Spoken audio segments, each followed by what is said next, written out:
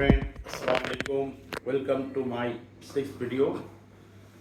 আজকের যে ভিডিওটা বানাচ্ছি এটা একটু গত 5টা ভিডিওর চেয়ে একটু ব্যতিক্রম হবে।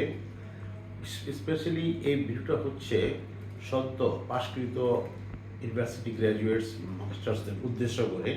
কারণ আমাদের দেশে একটা প্রবণতা দেখা যায় যে ছাত্ররা গ্র্যাজুয়েশনের পরে বা মাস্টার্স করার পরে they are very interested to do job, they searching for job. এবং এটা বাস্তব সত্য, কোনো রাষ্ট্রই তার সমস্ত যুব সম্প্রদায়কে, বিশেষ করে শিক্ষিত যুব সম্প্রদায়কে যারা ইউনিভার্সিটি গ্র্যাজুয়েশন করে বা মাস্টার্স করে তাদেরকে এমপ্লয়মেন্ট করতে পারবে না। এটা উন্নত বিশ্বও পারে না, আমাদের পক্ষে তো সম্ভবই না। উন্নত বিশ্বর সাথে আমাদের একটু পার্থক্য যে তারা এমপ্লয়মেন্ট করতে না পারলেও সেখানে বেকার ভাতা পায়, কিন্তু আমাদের রাষ্ট্র ব্যবস্থা বা সমাজ ব্যবস্থা বা অর্থ ব্যবস্থা এটা করতে পারে না।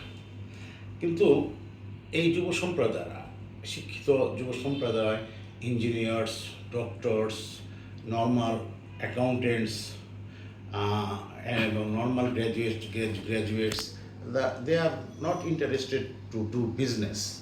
এবং বিজনেস ইন্টারেস্টেড না বলবো না, তারা একটা যুক্তি খাড়া করে যে তাদের সাফিসিয়েন্ট ক্যাপিটাল নাই।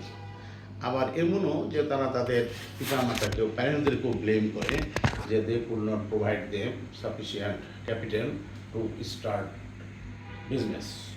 এখানে একটা বিষয় আমি বলতে চাই, অনেক বড় পুঁজি নিয়ে ব্যবসা করে কিন্তু কেউ বড় প্রতিষ্ঠা লাভ করতে পারে নাই। পৃথিবীর বিভিন্ন স্টাডি করলে তাই দেখা যায়। কাজেই এই একটা ভুল ধারণা, এটা শুরুটা ছোটোর থেকেই করতে হবে। কারণ অনেক পুঁজি নিয়ে ব্যবসা করে কেউ কোনো সাকসেসফুল ব্যবসায়ী বা কোনো প্রতিষ্ঠিত ব্যবসা প্রতিষ্ঠান করতে পারেনি।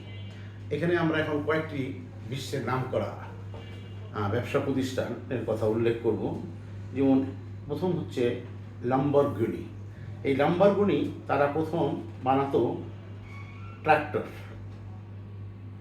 এবং এই ট্রাক্টর থেকে তারা এখন একটা বিশ্বের সবচেয়ে বড় গাড়ি প্রস্তুতকারী, এবং সবচেয়ে বড় বেশি যে তারা বিশ্বের স্পোর্টস গাড়ির একমাত্র প্রস্তুতকারক। তাদের কোম্পানিতে এখন 2000-এর মতো এমপ্লয়ি আছে এবং তারা এখন একটা প্রতিষ্ঠিত ব্যবসায়ী। কিন্তু এই লাম্বরগিনিও খুব বড় পুঁজি নিয়ে ব্যবসা শুরু করেননি।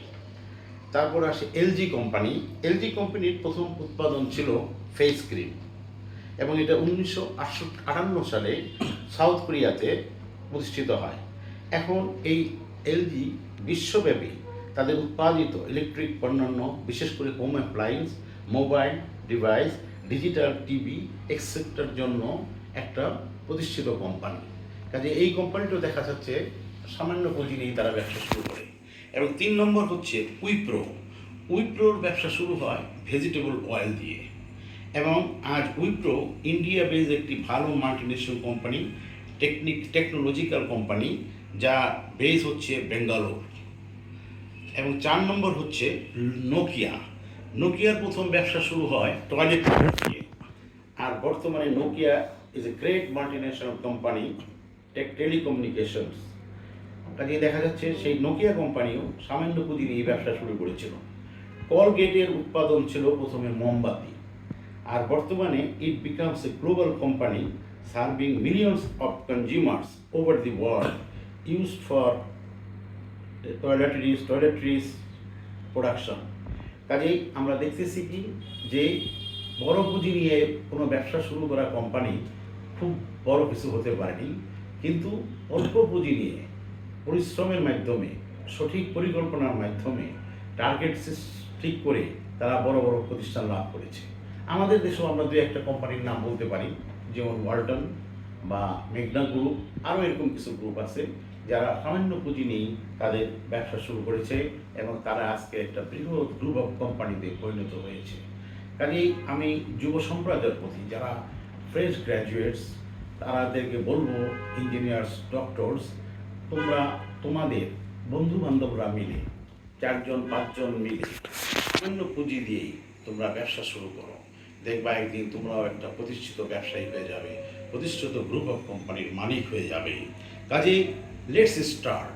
শুরু না করলে কিভাবে বুঝতে পারবা যে তুমি কিছু করতে পারবা? তুমি একজন ইঞ্জিনিয়ার হয়ে, তুমি একজন ডাক্তার হয়ে একটা কোম্পানিতে অল্প টাকার বেতনে চাকরি করবা, একটা ডাক্তার হয়ে একটা ক্লিনিকে তুমি চাকরি করবা, এটা তো এই জন্য কি তুমি ডাক্তার হয়েছো? No, you can do business yourself. তোমরা 4-5 জন বন্ধু মিলে, ডাক্তার বন্ধু মিলে একটা ক্লিনিক করো, 4-5 জন ইঞ্জিনিয়ার মিলে একটা ওয়ার্কশপ করো, দেখবা সেই কোম্পানি একদিন বিরাট বড় কোম্পানি হয়ে যাবে। কাজেই my appeal to the young graduates to not move toward job, rather create job for the other people. Thank you very much.